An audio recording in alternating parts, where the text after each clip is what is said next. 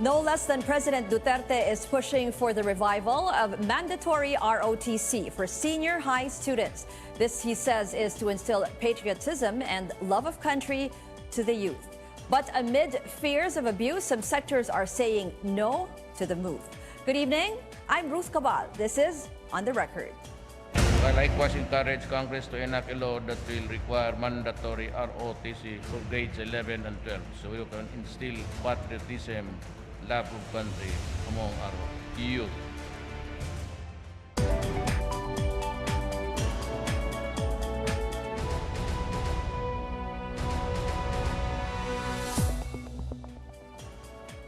Our guests for this episode, Alliance of Concerned Teachers Secretary General Raymond Basilio, Brigadier General Rolando Rodil, Commander of the Armed Forces of the Philippines Reserve Command, and Guido Delgado, National Commander of the UP Vanguard, which is one of the pioneers in ROTC in the country. Later in the program, Domingo Cayosa of the Integrated Bar of the Philippines will join us.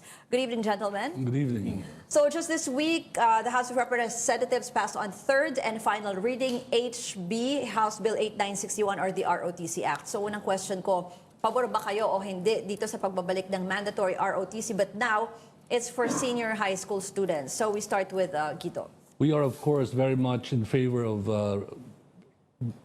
instituting mandatory ROTC. However, we differ with the versions in Congress right now because we believe the proper level of mandatory ROTC should be at the tertiary or college level.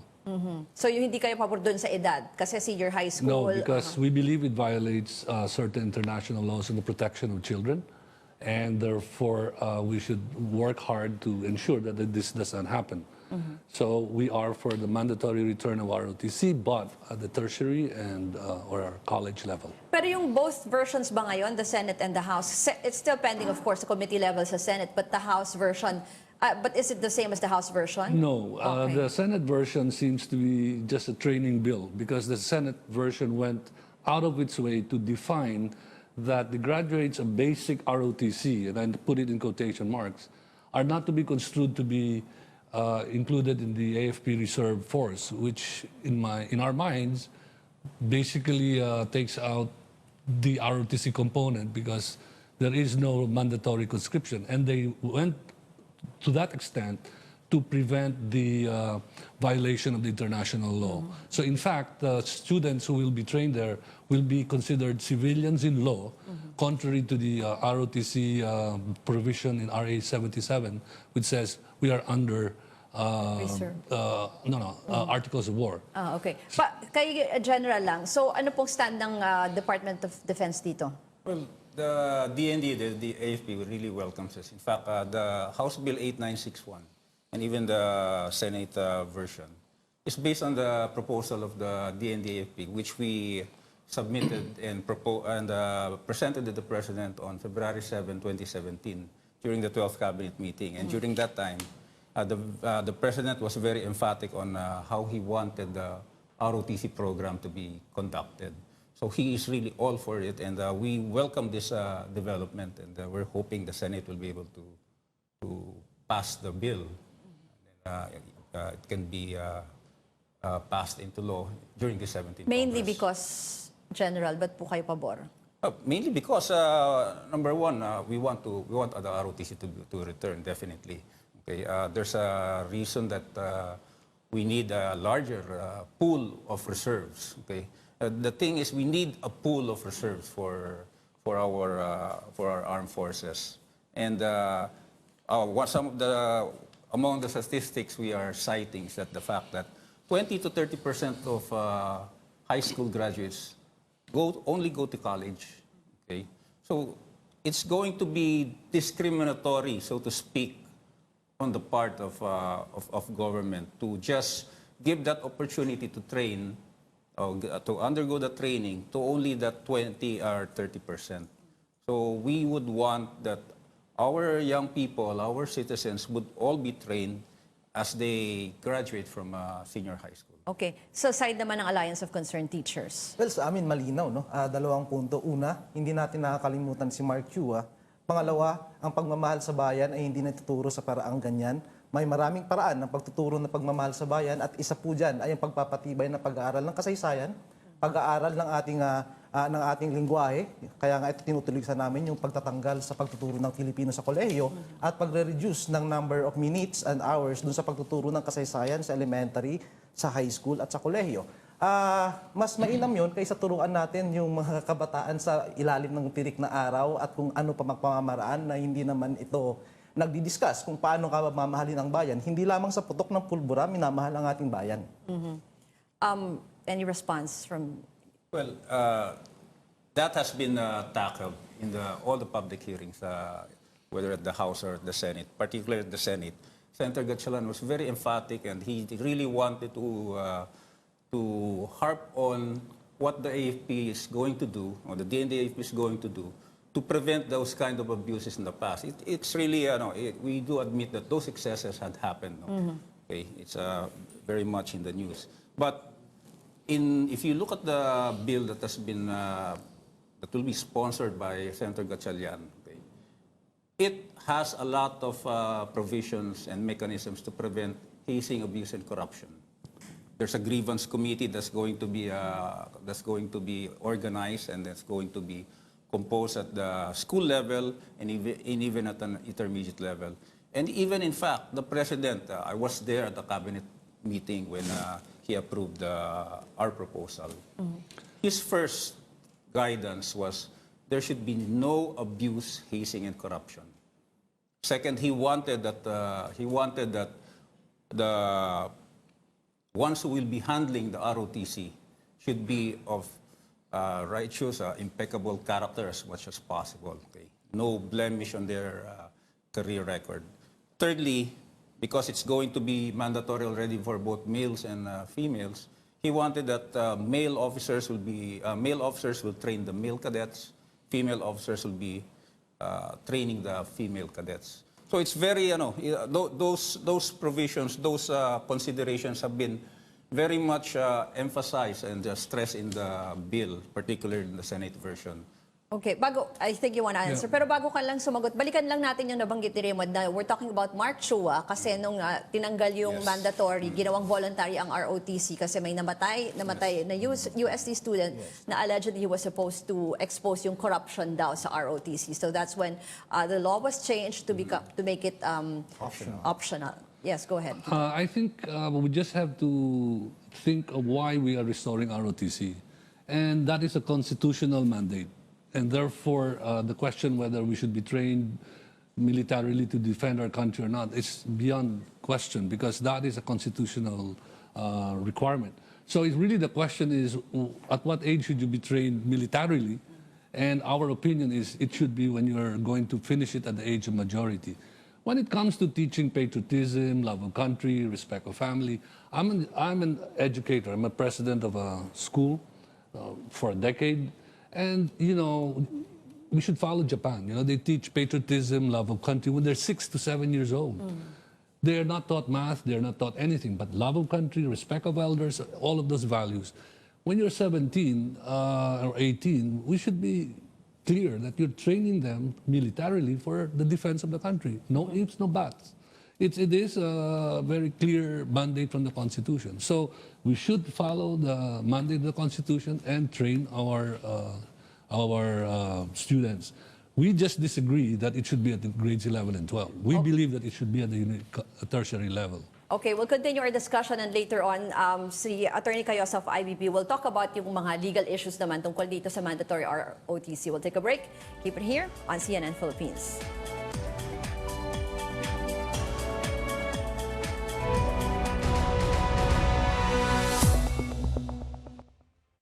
This is On the Record on CNN Philippines. We're talking about the revival of the mandatory ROTC, this time starting with senior high school students. So, Raymond, ano ba sa tingin nyo yung possible, you're against it, yung possible dangers? Una-una, nung panahon na ako'y kolehiyo pa lamang at naging presidente ako ng Student Council, isa sa mga sumusunod-sunod sa akin at nangi-intel sa aking ginagawa ay mismong mga kadete at opisyal ng ROTC. At eto as early as senior high school, matitrain na natin sa mga gawaing ganito yung mga estudyante upang sundan yung kanilang pinaghihinalaan na kailangan sundan. Huwag natin kalimutan, halimbawa, as early as January, pumutok yung balita ng profiling and harassment sa end namin bilang mga teachers Ako particularly, no, na subject into several death threats mula January hanggang February. And sa tingin namin sa lumalalang cases ng human rights violations sa Pilipinas, itong mga militaristic approach kagaya nito ay lalong magpabibigay lang ng problema doon sa record natin sa human rights. No? Although sasabihin nila walang problema ng human rights sa Pilipinas, pero ako mismo bilang biktima sasabihin ko, ang hirap ng buhay ng mga biktima ng human rights. Posible bang mauwi sa ganun, General? It's not the case. It's never been the case. Okay. So the AFP has always been advocating and always upholding the human rights of our people, especially the students. No, definitely we don't tolerate such kind of actions, even among our students, even among our cadets or cadet officers. So these things, the ROTC. Okay, if you look at the history of it, even if you read, because when it started in 1912, okay, it started in 1912 only as military training. It wasn't even called ROTC at that time. The ROTC started in the United States in 1916. But between 1912 and around 1922, okay, the U.S. government saw the importance of military training in a campus setting. So in 1922, they sent a U.S. Army captain, okay, to be a professor of military science in the University of the Philippines. And that was the start of our UP DMST, or UP Vanguard. The Vanguard traces its roots to that in 1922. Okay. During that time, the Governor General submitted a report, okay, to the U.S. Congress and cited the importance of military training not only for national defense preparedness, but in building good citizens for the country. So first and foremost, this program is really intended to become a character building, a citizenship building program more than anything else. And I think countries around the world that espouse even military service know this value. Pero General, gusto ko lang malaman, pag kunyari ikaw, you graduate from ROTC, yung training mo, pwede ka bang, as a member of the reserve force, pwede ka bang isabak talaga sa gera? Well, pero although nakita ko dun sa bill, nakalagay dito na parang dapat hindi ka pwedeng below 18 years old, shall not take direct part in hostilities. Yes. Nasa bill yun, di ba? Yes, it is in the bill. So, Definitely, everyone who graduates from the ROTC will become a reservist, okay, be part of the reserve force. Okay. As part of the reserve force, we have two main categories or classifications of units, the ready reserve and the standby reserve. The ready reserve you can mobilize within 7 to 15 days. The standby reserve you only mobilize in times of a major conflict or war. So if those conditions are present, then that's the only time that we will be mobilizing our reserves. And the last time that we have really mobilized our reservists was during the Marawi siege. We mobilized... Ayun nga, sir. Pero kung below 18 years old, isasama ka rin? Of course not. Okay. Of course not. Definitely. Well, that's the reason why we find the Senate version of the bill a little bit inconsistent, because it says after you finish grades 11 and 12, you will not even be a member of the reserve.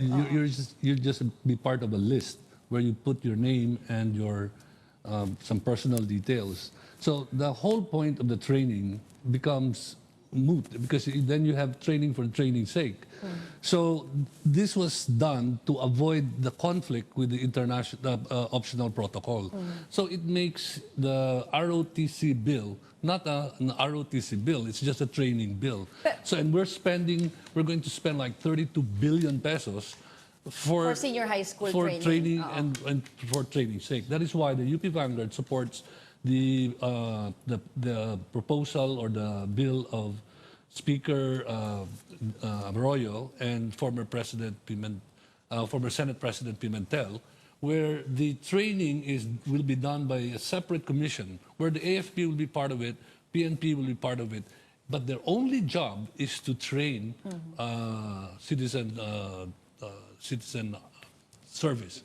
Yeah, you were... Yun, Ruth, no, nabanggit na yung expense, no, ng project na ito. No? Para sa amin, unahin munang i-fulfill ng Philippine government yung kakulangan sa classroom, sa libro, na matagal na nating pinoproblema na my God, yung mga teachers natin nagtuturo, sila yung magpapa-photocopy ng sarili nilang mga libro para may magamit yung mga bata.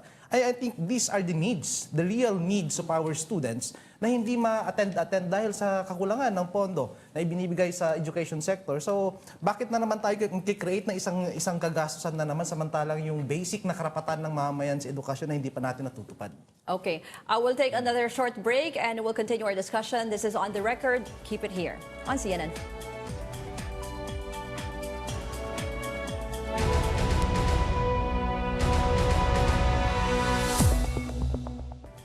This is On the Record on CNN Philippines. Domingo Cayosa of the Integrated Bar of the Philippines joins us now. Sir, pakikwento nga sa amin, ano ba itong sinasabing posibleng we could break yung mga international treaties kung matutuloy itong House Bill na mandatory ROTC for senior high school? Well, good evening, Ruth.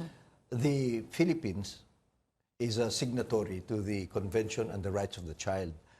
At kasama doon sa convention na yan, United Nations Convention, na bawal ang mga minor de edad hindi lamang sa gera, kundi sa training para sa military or war duties.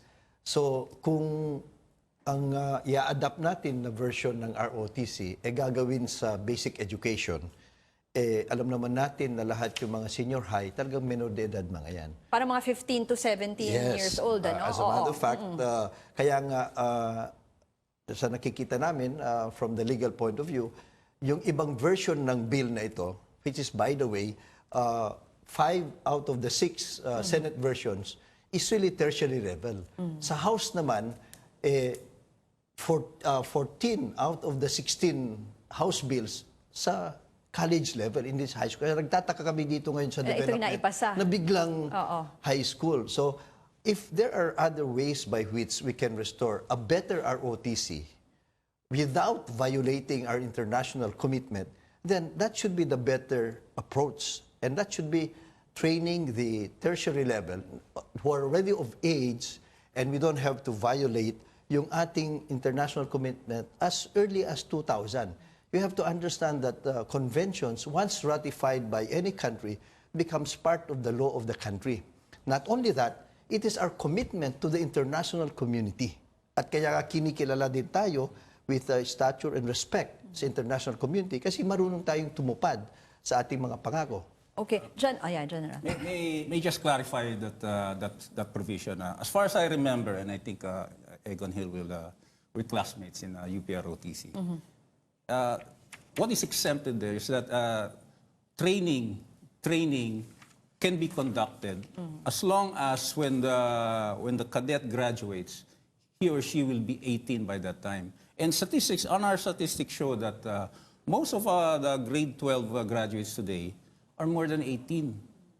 They're more than 18. In fact, we even did a survey, and of those graduates in the past, most were already 17 by the time they entered college or by the time they became freshmen or first-year cadets. So by the time that they graduated, they will definitely be more than 18. And I think this issue has been clarified in the 2 public hearings that the Senate has Pero conducted. General, ba't ba kailangan to start them young? Bakit grade 11 and 12? Kasi di ba pagdating mo naman sa college, you have yung NSTP. Yeah. Well, as I said before, we need to capture, so to speak, the 70 to 80% who do not really go to college.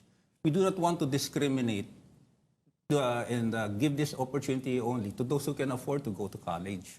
This is something that every youth must undergo. It's part of our nation's goal to have a resilient and healthy society. Ang nababanggit kasi dito, General, katulad daw sa Japan, sa Korea, pag sa ibang bansa ba, ilang taon yung pumapasok sa mga ganitong klase ng training? Well, 21.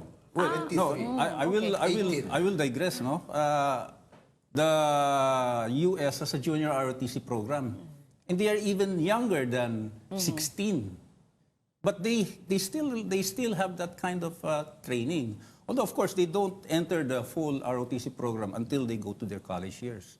So all the countries in the world, yung kanilang mandatory military training, it's really 18, 21, 23. yung tama yung sabi ni my batchmate General Rodil, we come from the fine class of Banag 81 UP ROTC. But when you have an international commitment, you don't say, oh, 70% of the time we will comply with it, 30% of the time we will not comply with it. That's a no-no in international relations. Kaya nga, since inaamin naman nila na pwede naman sa college, but hindi na lang sa college. Secondly, yung values formation, in other countries, elementary pa lang, meron na yan eh.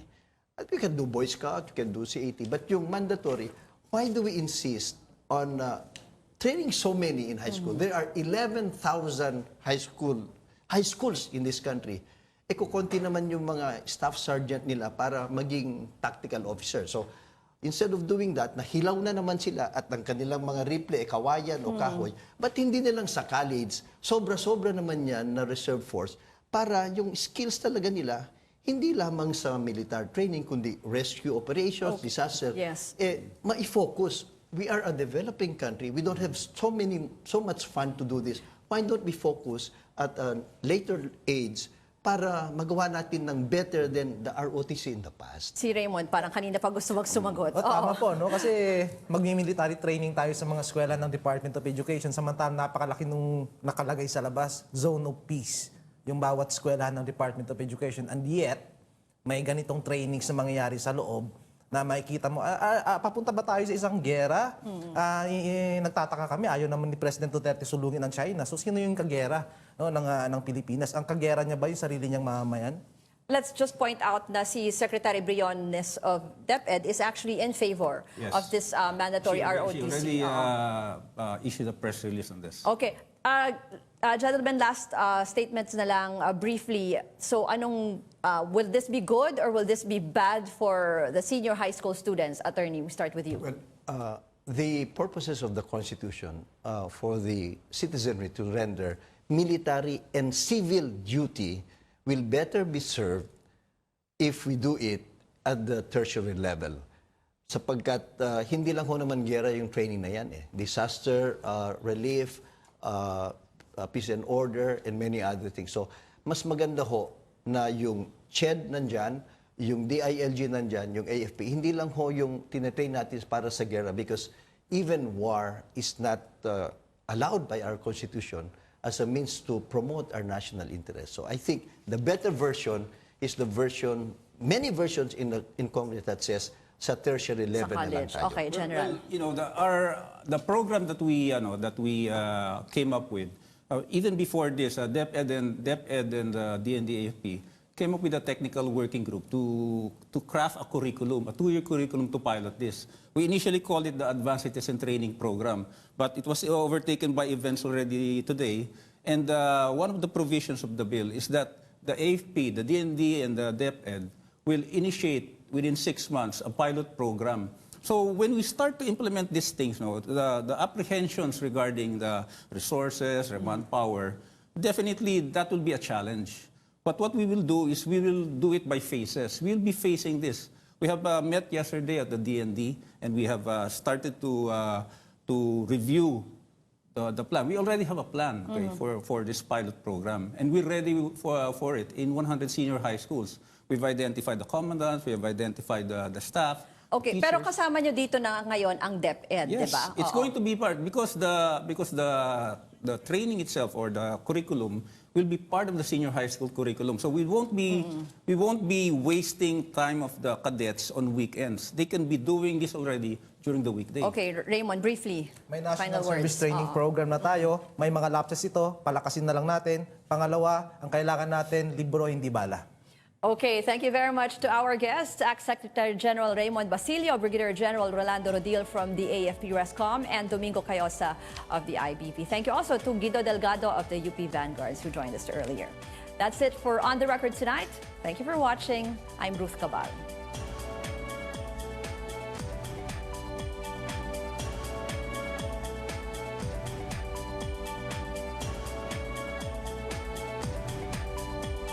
I likewise encourage Congress to enact a law that will require mandatory ROTC for grades 11 and 12 so we can instill patriotism, love of country among our youth.